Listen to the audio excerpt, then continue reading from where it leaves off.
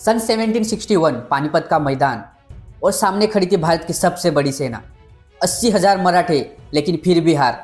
क्या वजह थी? क्या कम थी तलवार या कम थी वीरता? नहीं, गलती थी भूख, गलती थी राजनीति और गलती थी अपनों पर भरोसा। जिस दिन मराठों का खाना खत्म हुआ उसी दिन भारत का भविष्य बदल गया। और इस हार के बाद 200 साल तक भारत पर विदेशी शासन हुआ। आखिर कौन जिम्मेदार था इस तबाही का? ये सिर्फ एक युद्ध नहीं था, ये भारत के किस्मत का फैसला था। अगर ये एक गलती ना होती तो शायद आज हिस्ट्री कुछ और होती। सच जानना है तो वीडियो को एंड तक देखो। नमस्कार दोस्तों, हरियाणा की धरती पर बसा पानीपत, जहां भारत के इतिहास की दिशा 3 बार बदली। मैदान वही रहा पर किस्मत हर बार नई लिखी गई। बात है 1761 की, जहां 18वीं सदी के मध्य तक मुगल साम्राज्य लगभग खत्म हो चुका था। दिल्ली नाम की थी पर ताकत नहीं थी। इस खाली जगह को भरने के लिए मराठा साम्राज्य उत्तर तक फैल चुका था। पेशवा चाहते थे कि दिल्ली समेत पूरा उत्तर भारत मराठों के अधीन हो, लेकिन पश्चिम से एक शक्तिशाली आक्रमणकारी भारत पर बार बार नजर डाल रहा था, जिसका नाम था अहमद शाह अब्दाली। उसे डर था अगर मराठे मजबूत हो गए तो भारत में उसकी दखल खत्म हो जाएगी। इसलिए अब्दाली ने कई बार भारत पर आक्रमण किया और दिल्ली को लूटा, लोगों पर अत्याचार किए। इसलिए मराठों ने उसे रोकने का निर्णय ले लिया ताकि उत्तर भारत की रक्षा हो सके। मराठों ने एक विशाल सेना तैयार की।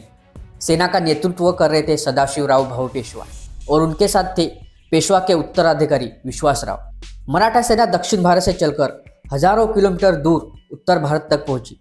साथ में औरतें, बच्चे, व्यापारी और खाना पीना भी था, जिससे सेना भारी और धीमी हो गई। मराठों को उम्मीद थी कि उत्तर भारत के जाट, सिख और राजपूत उनका साथ देंगे, लेकिन ऐसा नहीं हुआ।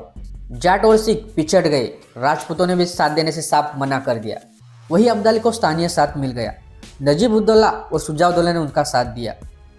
काफी दिनों के बाद दोनों सेनाएं पानीपत के मैदान में आमने सामने खड़ी हुई, लेकिन अहमद शाह अब्दाली राजनीति में सदाशिवराव भाऊ से बहुत आगे थे। अब्दाली ने सीधा युद्ध ना करके मराठों का खाना पीना रोक दिया। परिणामी धीरे धीरे मराठा शिविर में भोजन खत्म होने लगा, घोड़े मरने लगे, सैनिक भूखे और कमजोर हो गए। लेकिन मराठों के लिए पीछे हटना अपमान था, इसलिए उन्होंने युद्ध करना ही सही समझा। आखिर वो दिन आ ही गया।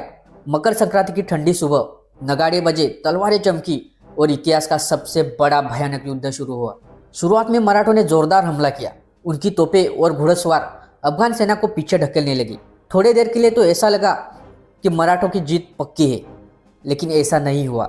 नियत के कुछ और ही मंजूर था। अचानक एक गोली विश्वासराव को आके लगी। वे घोड़े से गिर पड़े। यह खबर फैलते ही मराठा सेना का मनोबल टूट गया।